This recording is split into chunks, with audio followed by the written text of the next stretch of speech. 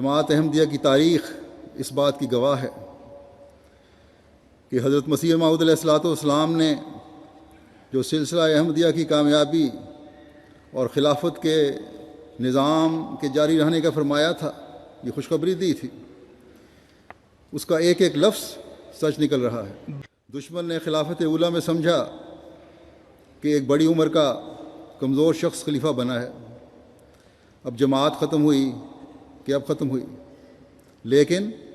اس کمزور شخص نے جو دنیا کی نظر میں کمزور تھا، خلافت کے نظام کو اس طرح مضبوط بنیادوں پر قائم کیا کہ مخالفین احمدیت حیران و پریشان ہو گئے۔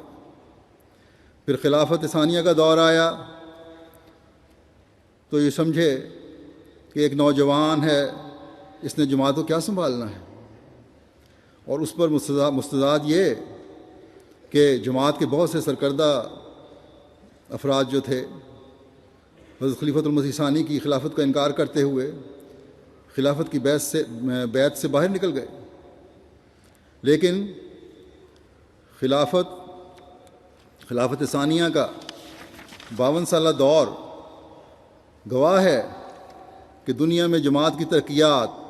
اور جماعت کے اندر انتظامی مضبوطی کا ایک شاندار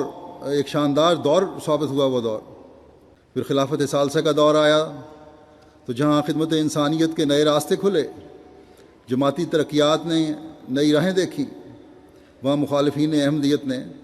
حکومت اور طاقت کے زور پر قانوناً جماعت کی ترقیات کو روکنے کی مذموم کوشش کی، لیکن یہ قافلہ آگے بڑھتا چلا گیا۔ پھر خلافت رابعہ کا وقت آیا تو دشمن نے اپنے زوم میں جماعت کے ہاتھ پاؤں کاٹ دیے، لیکن جن ہاتھوں اور پاؤں کے سلامت رہنے کی خدا تعالیٰ نے ضمانت دی ہوئی تھی، اس کو دشمن کس طرح کاٹ سکتا تھا؟ جماعت نے ترقی کی، نئی منازل طے کی، اور دنیا کے ایک حصے پر MTA کے ذریعے سے احمدیت کا پیغام پہنچنا شروع ہو گیا، اور دشمن جو جماعت کے ہاتھ پیر کاٹنے کی کوشش میں تھا، وہ خدا تعالیٰ کی پکڑ میں آ کر فنا ہو گیا۔ پھر خلافت خامسہ کا دور آیا تو پھر بعض غیروں کی نظریں اس طرف ہوئیں کہ اب دیکھتے ہیں جماعت کی حالت کیا ہوتی ہے، لیکن وہ خدا جس نے حضرت مسیح موعود علیہ الصلوۃ والسلام کو تسلی دلائی تھی کہ خلافت کے نظام کے ذریعے جماعت کی ترقی ہوگی، وہ خدا جس نے اپنے پیارے رسول صلی اللہ علیہ وسلم کے ذریعے خلافت اللہ منہاج نبوت کی خوشخبری دی تھی تاکہ اس ذریعے سے دنیا رحمت للعالمین کے جاری چشمے سے فیض یاب ہوتی رہے، اس نے مجھ جیسے کمزور اور کم علم انسان کے ذریعے سے جماعتی ترقیات کے نئے دروازے کھولے۔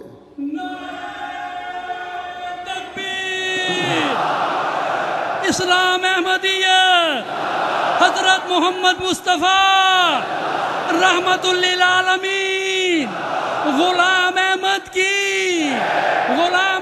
کی خلافت احمدیہ حضرت امیر المومنین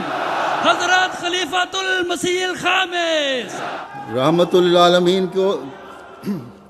للعالمین کو دنیا کے ہر طبقے تک پہنچانے کا کام میرے ذریعے سے بھی اور افراد جماعت کے ذریعے سے بھی خدا تعالیٰ نے کروایا۔ گزشتہ دنوں جیسا کہ میں پہلے بھی بتا چکا ہوں گزشتہ خطبوں میں بھی کہ امریکہ اور کینیڈا کے دوروں میں میڈیا کے ذریعے 2 کروڑ سے زائد افراد تک اسلام کی خوبصورت پیغام اور رحمت للعالمین کی خوبصورت سیرت پہنچانے کی اللہ تعالیٰ نے توفیق عطا فرمائی۔ دنیا نے جب اس محسن انسانیت اور رحمت للعالمین کی زندگی پر حملے کیے، اسلام کو بدنام کیا،